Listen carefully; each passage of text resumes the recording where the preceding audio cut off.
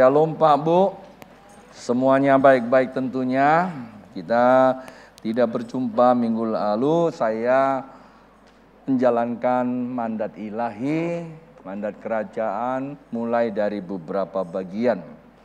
Kalau saya boleh minta operator saya, monitor saya kalau bisa diangkat sedikit supaya saya tidak terlalu memaksakan power saya, supaya suara saya sudah serak-serak. Sesungguhnya banyak orang minta saya istirahat. Karena sejak tanggal 25 sampai dengan hari ini, saya terlalu forceful untuk berbicara, melayani apa yang Tuhan. Diangkat sedikit, monitor ya, dibuka sedikit. Itulah sebabnya saya pikir seharusnya memang saya berhenti untuk berbicara. Namun ada pesan-pesan penting saya mesti sampaikan buat Bapak Ibu. Sehingga saya punya prinsip satu, jikalau memang dibutuhkan saya serahkan nyawa saya pun tak apa-apa. Yang penting pekerjaan Tuhan harus diteruskan. Semalam saya diantar pulang oleh Bro Johan. Dia pesan sama saya, Babe istirahat karena suara Babe kayaknya sudah habis. Selesai kita pulang dari mana ya, ujung sana ya, itu memang cukup panas. Karena saya hari-hari banyak berbicara. Sampai di rumah saya juga dihadapkan untuk konseling. Sedikit agak emosi juga sebenarnya. Saya minta samanya jangan diserahkan saya banyak bicara, tapi sudah di depan mata saya. Seharusnya saya layani lagi, gitu loh. Habis selesai itu, anak saya bilang, wah, Papa sudah habis suaranya. Saya bilang, jangan ganggu Papa selama beberapa jam, saya mau istirahat. Dan betul saya istirahat, dan masih ada telepon untuk konseling. Jadi berkat 25 Desember benar-benar dibuka. Dan di situ saya bisa melihat orang Kristen yang tidak bedanya dengan orang dunia. Kalau tanggal 25 saya hanya khotbahkan, tapi hari-hari saya hadapi. Kalau saja saya layani yang non-Kristen, puji Tuhan dia langsung terima Yesus. Saya ajak beberapa teman saya layani beberapa pasang, langsung terima Yesus. Jadi itu yang saya katakan. Tapi kalau saya melayani orang Kristen sendiri susah karena dia banyak ayat. Apalagi kalau pendeta, ya udah pandai khotbah. Ya. Jadi itu yang saya hadapi Pak Bu. Artinya apa yang saya sampaikan tanggal 25 itu bukan sebuah slogan. Realita itu ada di tengah-tengah hidup kita. Dan itu perlu dibereskan. Kalau tidak, kita akan mengalami sebuah situasi yang sangat amat sulit sekali. Nah, karena itu pagi tadi saya sudah persiapkan diri. Suara saya sudah pulih walaupun masih serak-serak. Namun ini situasi kan situasi pandemi. Ya kan? Jadi kita mesti ngerti juga. Saya habis goes, saya mampir ke lab antigen dulu, ya, ini agak tegur saya juga, ngapa ya, saya mesti pastikan bahwa saya kondisi siap untuk melayani, sehingga saya masih bisa berdiri di depan Bapak Ibu. Inilah doa Bapak Ibu buat saya. Nah, sebelum saya sampaikan apa yang penting buat hari ini kita semua di sini, saya mau cek dulu. Buat Bapak Ibu yang kali pertama hadir, selamat datang buat Bapak Ibu di tempat ini. Jadi pastikan Bapak Ibu yang pertama hadir di tempat ini, Anda bukan orang asing, melainkan kawan sewarga dari kerajaan Allah. Itulah sebabnya Pak Bu, pastikan Anda tidak langsung balik. Berjumpa dengan staf saya, kami akan membagikan visi dan misi gereja. Dan kalau Bapak Ibu punya pergumulan, kami akan siap sebagai pendoa syafaat Bapak Ibu. Nah, buat Bapak Ibu yang hadir di sini yang mungkin selama ini belum terima Yesus sebagai Tuhan, selesai saya khotbah juga saya selalu berdoa. Dan buat Anda yang mengikuti online service yang memang tidak sempat hadir, Jadi pastikan nanti Bapak Ibu, saya juga berdoa buat Bapak Ibu yang membutuhkan pertolongan Tuhan, terlebih Bapak Ibu yang mau terima Yesus. Namun satu hal yang saya pesankan, setelah sudah terima Yesus, izinkan Bapak Ibu dilayani. Hubungin alamat kami atau di luar kota, hubungi gereja setempat untuk memperoleh pelayanan lebih lanjut. Baik Pak Bu, saya tidak cerita perjalanan kami, tapi saya bersyukur satu hal, penundaan beberapa pelayanan belasan. Saya kalau dihitung-hitung dari tanggal 3 sampai hari ini, mungkin masih ada sekitar 30 atau 40 khotbah setiap hari.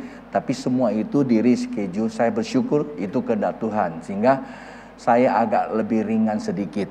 Sehingga saya punya waktu beristirahat sejenak. Kemudian saya akan lanjut lagi. Namun ada beberapa bagian yang sangat penting yang harus dilakukan. Nah, sebelum saya sampaikan beberapa pesan Tuhan buat kita semua di tempat ini, karena Tuhan bukakan buat kita, berarti kita harus bertanggung jawab, bukankah begitu? Bapak Ibu terus berdoa supaya apa yang menjadi kehendak Tuhan itu bisa terjadi, bisa kita jalankan. Nah, kita akan baca firman Tuhan terlebih dahulu. Beberapa ayat saya ajak Bapak Ibu untuk membacanya. Dari sini saya merangkum kembali apa sih yang harus kita lakukan dan bagaimana kita dipersiapkan. Lukas pasal 9 ayatnya 28, sepertinya perikop ini tidak asing buat kita. Karena sering kali saya bacakan, dan perikop inilah yang sebenarnya saya pegang sejak tahun 2002. Saat itu gereja kita ngalami namanya revival, ngalami sebuah terobosan spiritual. Alkitab berkata, perhatikan Pak Bu, saya bacakan, mungkin di monitor sudah ada.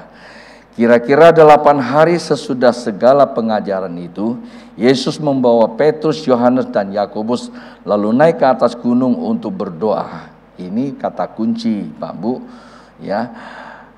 Lalu ayat 29, ketika ia sedang berdoa, rupa wajahnya berubah dan pakaiannya menjadi putih berkilau-kilauan.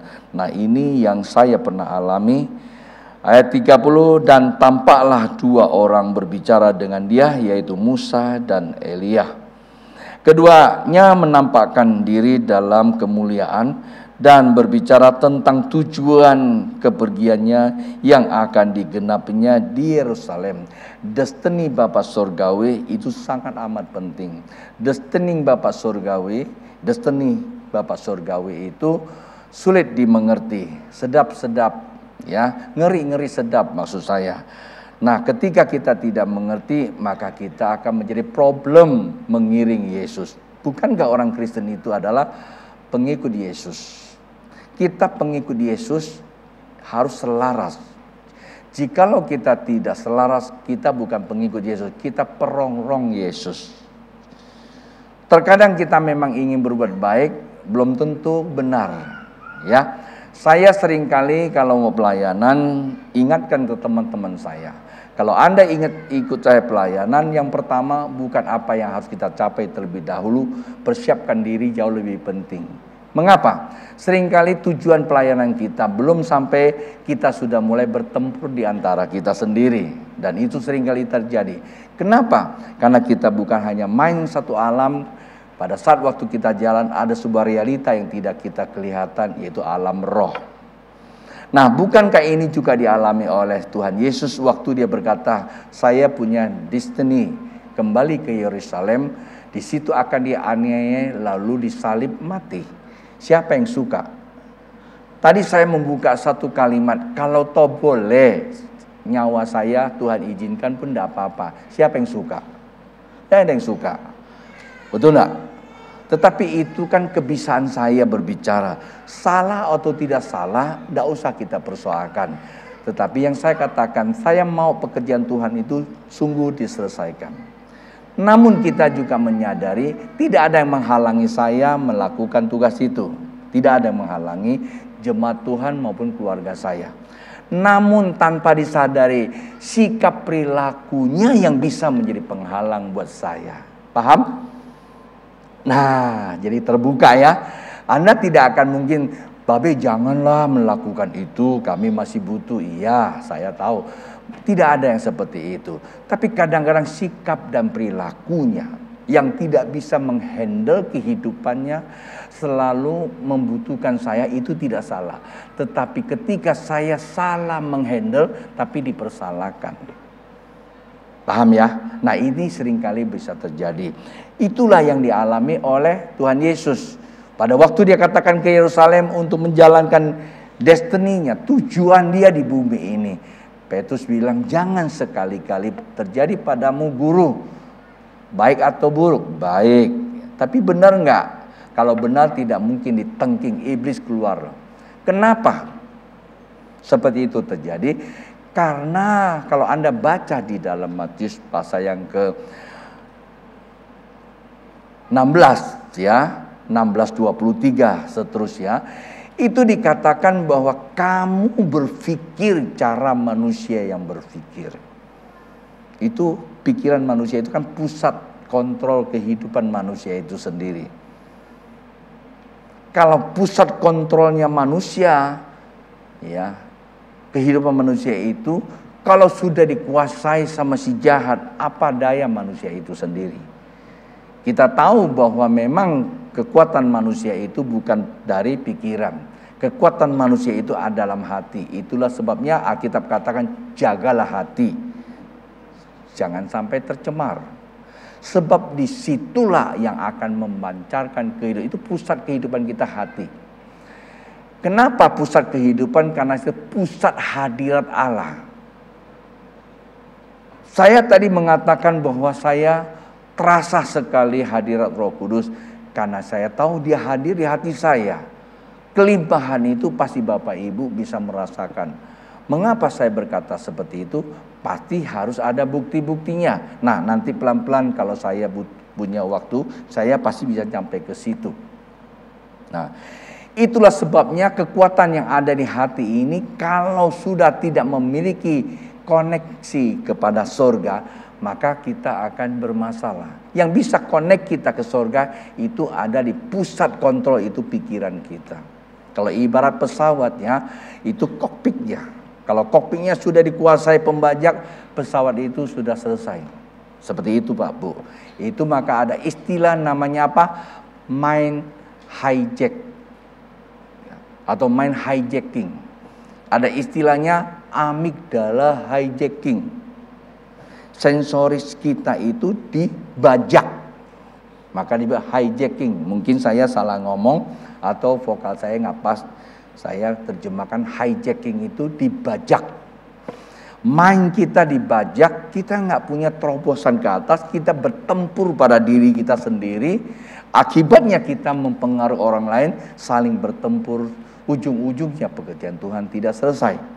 Pak Bu, bisa dimengerti apa yang saya sampaikan?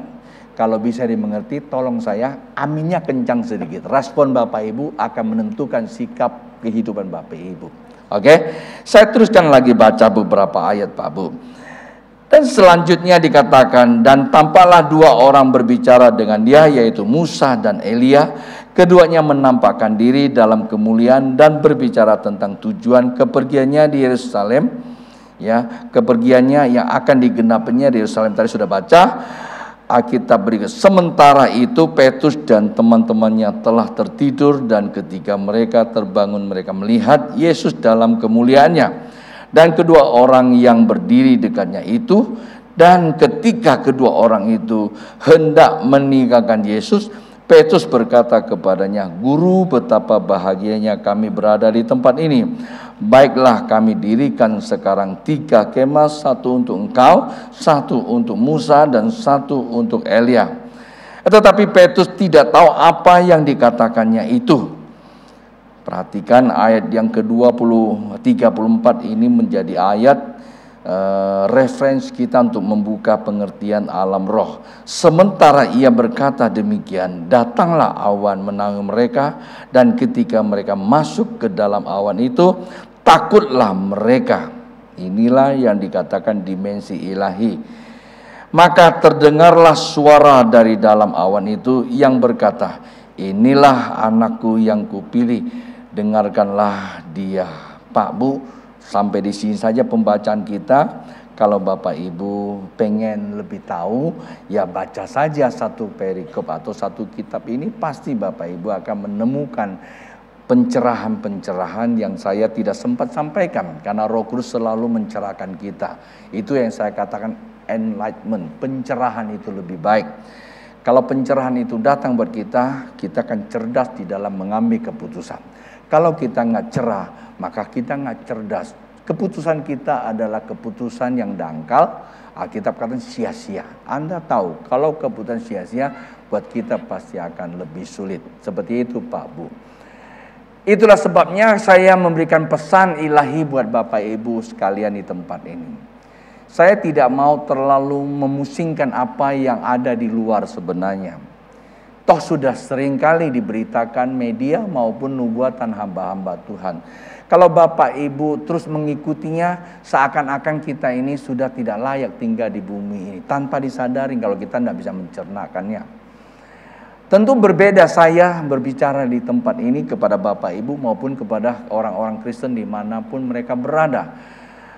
Tahukah Pak Pendeta bahwa dunia sedang mengalami sebuah krisis yang luar biasa? Saya tahu, Alkitab juga tulis bahwa bumi cemar. Sebab kenapa? Karena penduduknya. Pak Bu, bumi ini cemar tidak cemar itu ditentukan hati ibu sekarang. Bapak Ibu, kalau hati Bapak Ibu sedang cerah hari ini, pastikanlah duniamu itu cerah. Tetapi secerah apa sih hati kita? Mesti diuji toh. Kalau nggak ada masalah yang nggak ketahuan, diizinkan sedikit buat masalah di dalam hidupmu. Pertanyaan saya, Anda masih bisa nggak terus berhadapan dengan Tuhan, berbicara sama Tuhan dan menjalankan pekerjaan Tuhan? Kadang-kadang hanya masalah sedikit kita lupa semuanya itu, yang kita lihat cuma masalah kita. Nah seperti itu. Nah itulah dunia sekarang ini. Maka saya tidak mau memberikan nubuat-nubuatan. Buat apa?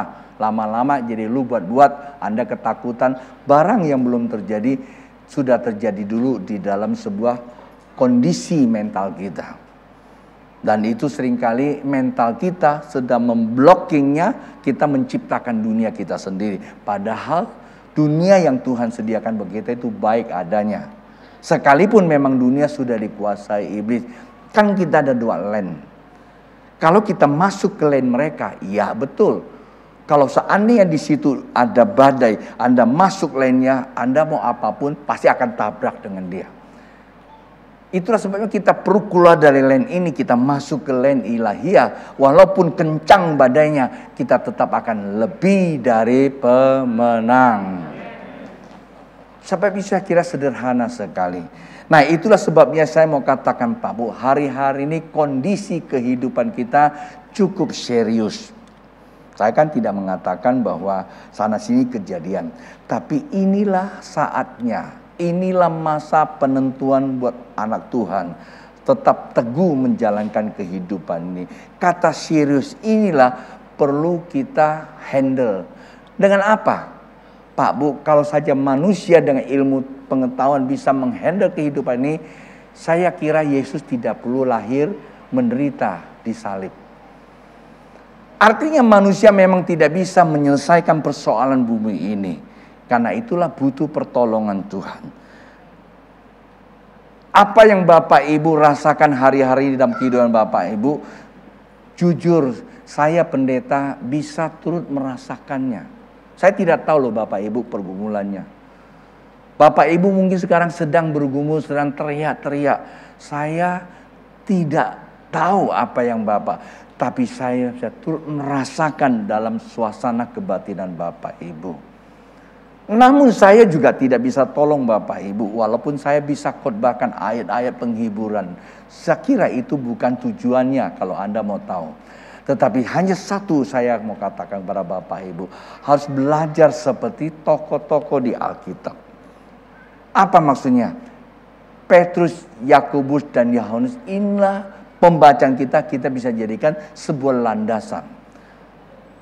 Walaupun di sini tidak diceritakan tentang problem kehidupannya, tapi kalau kita sadar ini, kalau kita baca lanjutannya, yaitu ketika Tuhan Yesus mengatakan punya tujuan, langsung dia akan sambut dan jangan terjadi.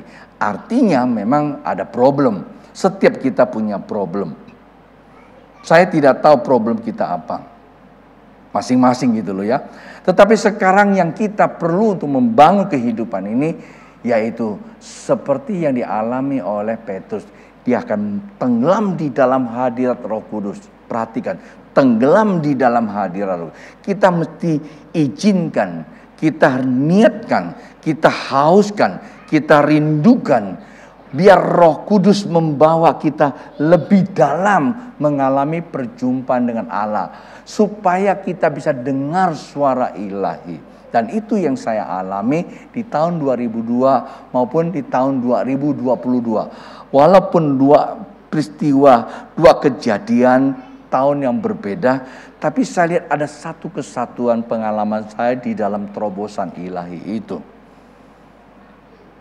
Jadi kalau kekristenan cuma hanya berpusat kepada ego sendiri, kita sulit mengalami yang namanya terobosan. Jadi apa maksudnya topik hari ini? Ya, mengalami terobosan Roh Kudus. Di situ kita akan dengar suara Bapa. Petrus pada saat waktu dia masuk di alam roh, Alkitab katakan awan itu menutupi, itu metafora. Nah kalau ini asap karena buatan itu saya suruh berhentikan. Terus gereja kita sekarang juga sudah mulai agak sedikit aneh-aneh sih.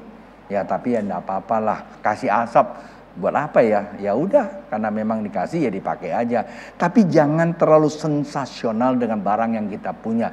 Itu sifatnya sementara dan kadang-kadang itu bisa kecewakan kita juga. Contoh dulu kita punya peralatan dengan ratusan juta kita miliki. Hanya dalam beberapa saat rusak sebagian semua. Toh kita bisa kecewa kan? Apalagi kalau kita sudah dicekokin semua dengan semua fasilitas gereja, lama-lama kita lupa Tuhan. Sakralkan benda-benda gereja, kultuskan nggak salah.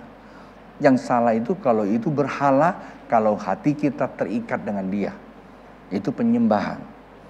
Anda sakralkan hari Minggu untuk ibadah, mengkhususkan gereja sebagai Tuhan, nggak salah. Kita buat Tuhan, tidak ada persoalan. Nah ini penting sekali Pak Bu. Tapi kalau kita memberhalakan peralatan yang ada dan cara dan metode kita, itu yang jadi masalah. Begitu tidak ada ini kata rasanya Tuhan tidak hadir. Pak Bu, Tuhan hadir itu hanya sebatas kau percaya. Hadirnya dalam hati kita. Hadirnya Tuhan itu sebatas kita percaya. Keajaiban terjadi dalam hidup kita karena kita taat. Ya kan? Kalau nggak taat ya nggak ada keajaiban. Taat kita lakukan itu dilakukan bukan apa yang kita mau, tapi apa yang Tuhan mau. Itu disebut apa? Penyangkalan diri dan pikul salib. Penyangkalan diri itu kita tidak melakukan apa yang kita bisa berpikir, tetapi apa yang Alkitab katakan. Kemarin saya ngomong sama satu bapak.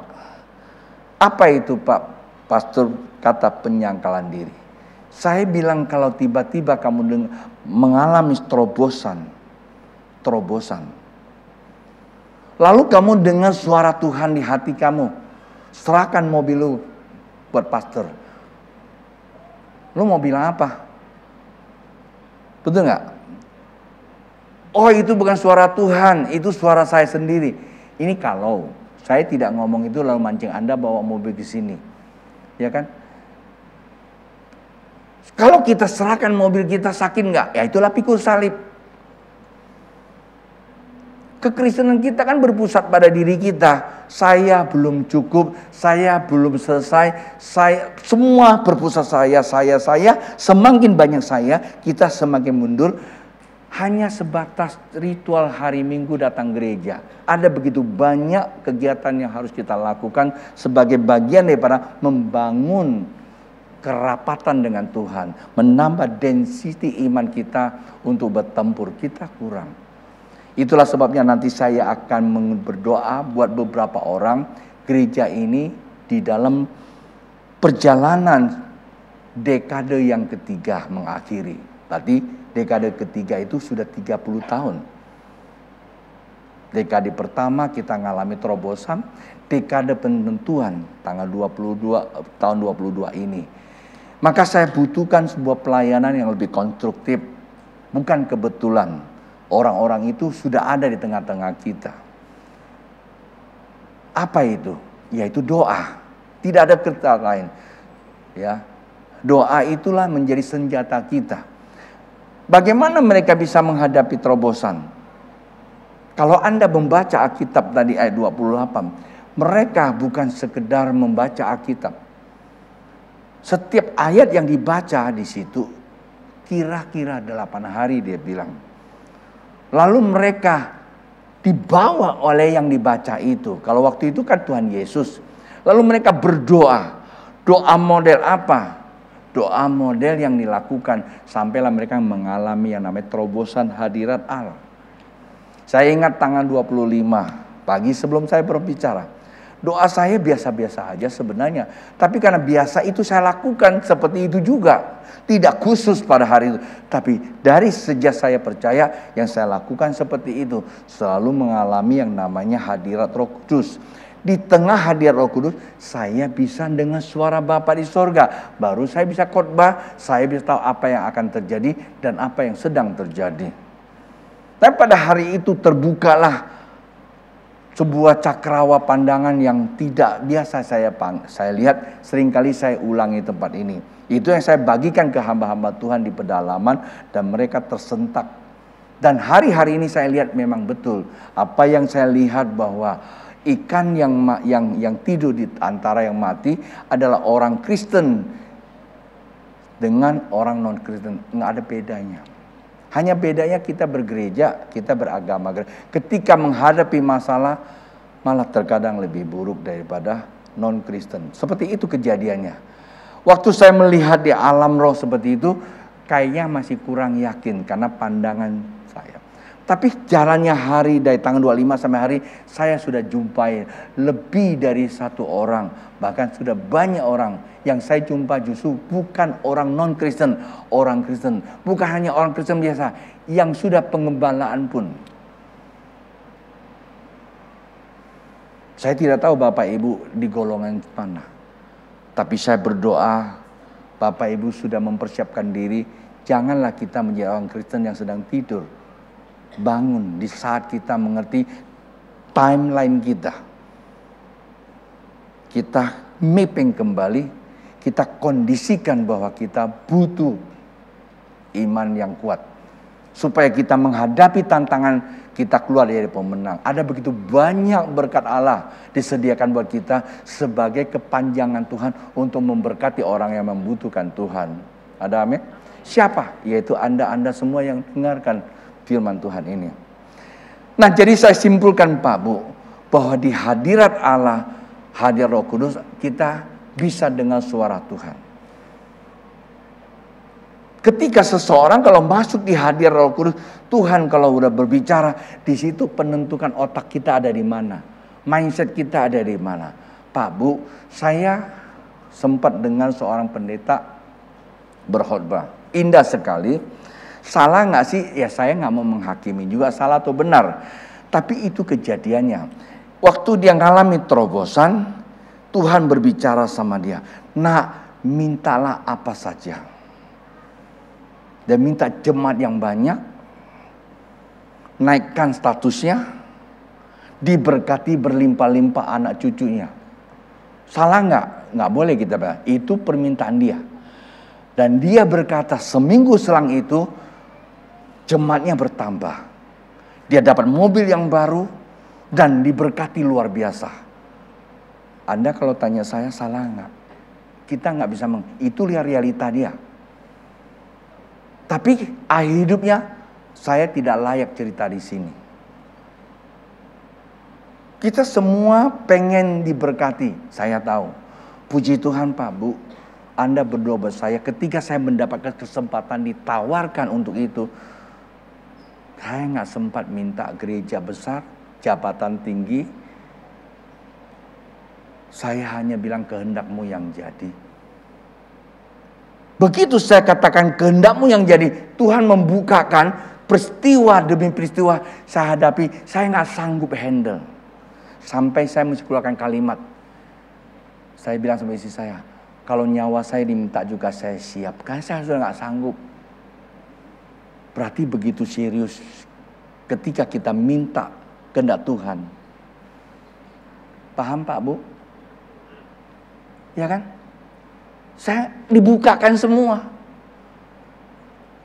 Kalau saya bilang jam ke jam itu kan nggak enak ada kata kejamnya. Waktu ke waktu saya harus berhadapan dengan begitu banyak persoalan yang ada di depan mata saya. Saya bilang sama anak saya. Satu hari anak saya tanya, Papa tiap pagi nangis seperti itu, apa nggak capek? Air mata saya sudah kering. Tapi itu sebuah kesalahan yang besar saya lakukan. Kadang-kadang kita nangisi masalah-masalah yang cemeng-cemeng.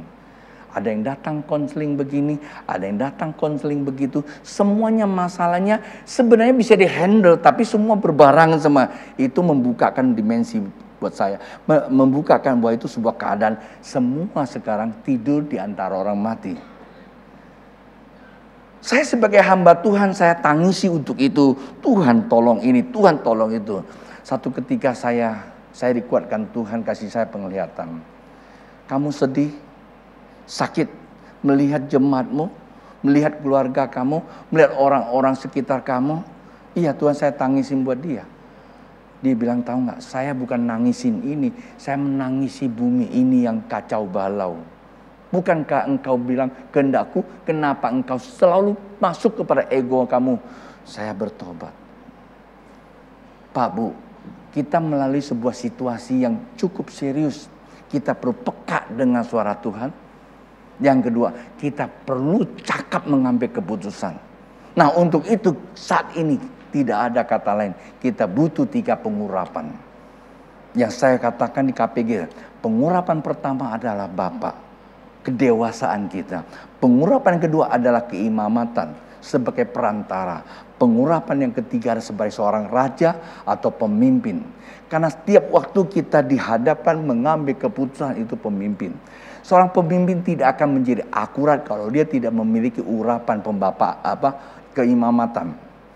Dengan apa kita bisa mengambil keputusan? Ilmu kita boleh-boleh saja, tetapi ilmu menyesatkan ilmu itu sendiri. Kenapa? Kita tahu dari sejak ilmu pengetahuan ditemukan terus berganti, terus pembaharuan. Saya tidak anti ilmu, saya juga berilmu. Tapi tidak ada sebuah ilmu pengetahuan itu yang solid. Selalu ada pembaharuan. Penemuan selalu ada pembaharuan. Satu ganti satu, satu ganti satu. Tak ada yang valid. Paham? Hanya kita butuhkan dari Tuhan. Berarti surga. Nah itulah kita butuh ada perantara, keimamatan. Bagaimana kita bisa jadi seorang imam kalau kita nggak dewasa, masih cemeng-cemeng, cengeng seperti anak kecil. Kita perlu urapan seperti seorang bapak. Bagaimana sih bapak sikapnya? Panjang kalau saya cerita. Udah jelas lah, si bapak itu ada sumber. Sumber apa? Sumber kasih. Sumber rela berkorban. Sumber mengayomi. Ya kan? Sumber apalagi kasih, rela berkorban, mengayomi, bertanggung jawab atas kesalahan orang lain. Itu bapak. Bukan mempersalahkan. Itulah orang dewasa. Menerima apa adanya. Bukan menerima apa yang kita mau. Menerima apa yang sedang terjadi. Support tiap orang yang ada itu. Support artinya kita harus mendorong dia. Dan menghargai setiap keadaan. Itulah seorang bapak. Dan itulah bisa menjadikan kita imam, menjadi perantara. Doa kita bukan hanya sebatas Tuhan berkati saya. Apa yang sedang kita hadapi, yang Tuhan bukan kita bawa kepada Tuhan. Tuhan kasih tahu apa yang sedang terjadi.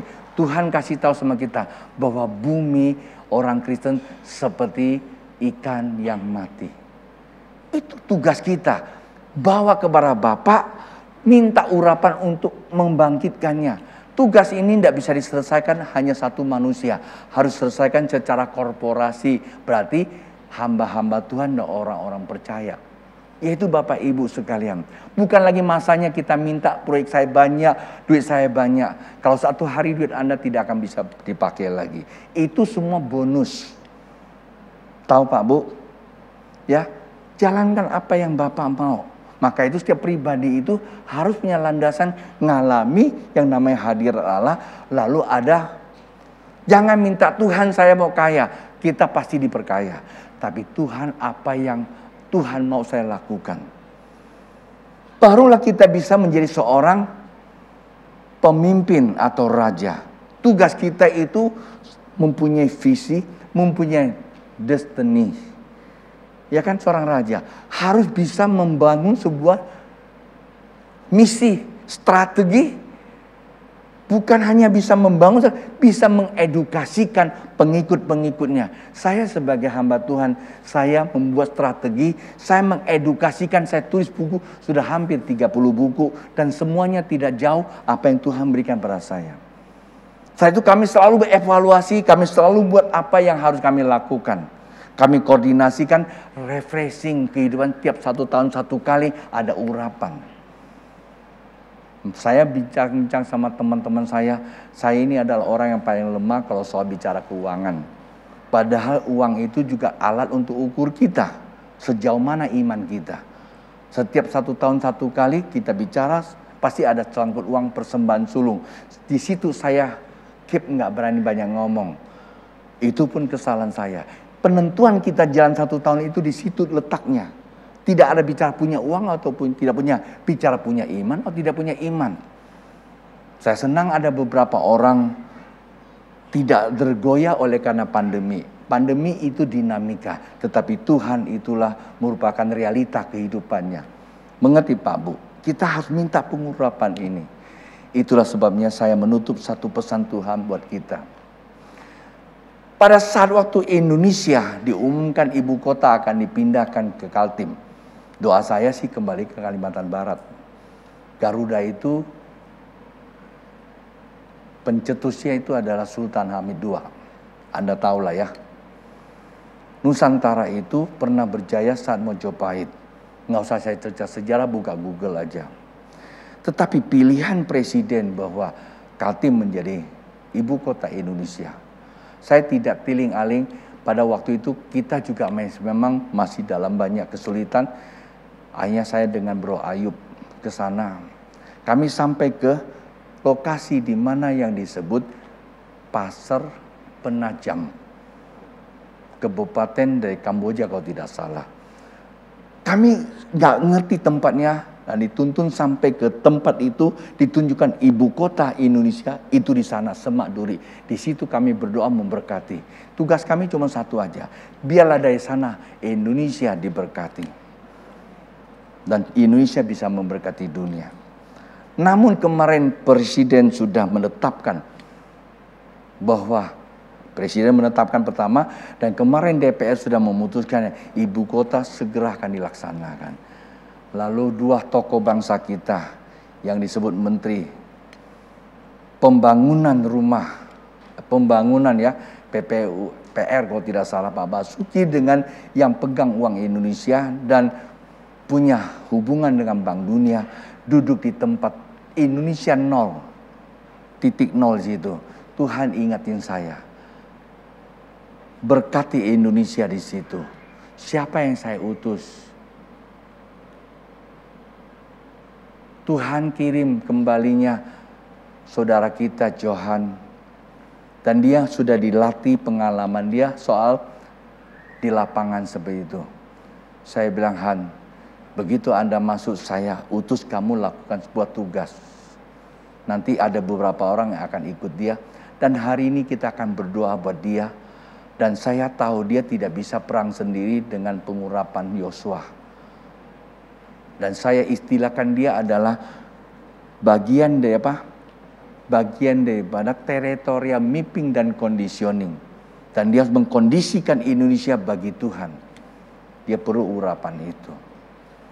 Siapa yang ngutus ya? Tuhan pakai gereja tempat ini.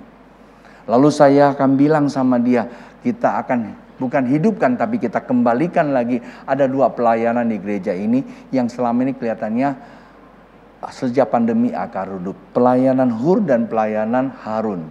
Pelayanan Harun itu adalah pelayanan keimamatan, penggembalaan. Gideon yang selama ini mimpin, ya.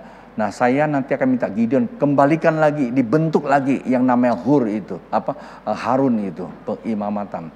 Kemudian kita punya pelayanan doa yang disebut pelayanan Hur, dalam Alkitab itu Hur. Saya banyak sekali tertolong oleh pelayanan ini. Ada di Jakarta, ada di luar kota, ada di luar negeri. Jemaat di sini mereka masih terikat dalam pelayanan Hur ini. Nah, saya akan minta kepada Erna yang akan memimpin, karena nanti akan diatur setiap hari ada doa. Komsel kita bukan lagi setiap hari Kamis, tapi setiap hari akan disusun. Kalau hari ini komsel A, besok komsel C. Kerjakan doa, bukan minta jemaat banyak. Tuhan kasih kita melakukan. Minta Tuhan lawat Indonesia. Itu aja. Supaya Indonesia dilawat Tuhan, dunia dimenangkan buat Allah kita. Bagian kita cuma hanya memetik hasilnya. Kita tidak punya tidak punya fokus untuk terima hasil, tapi kita pasti akan diberkati. Amin. Karena itu Pak Bu, saya bersyukur Anda responin dengan gitu baik. Berarti Anda semua siap bertempur. Ingat, tak kala kita masuk ke dalam peperangan seperti itu, sesakit apapun Tuhan turut bekerja buat kita semua. Mari kita sama-sama bangkit berdiri, Pak Bu.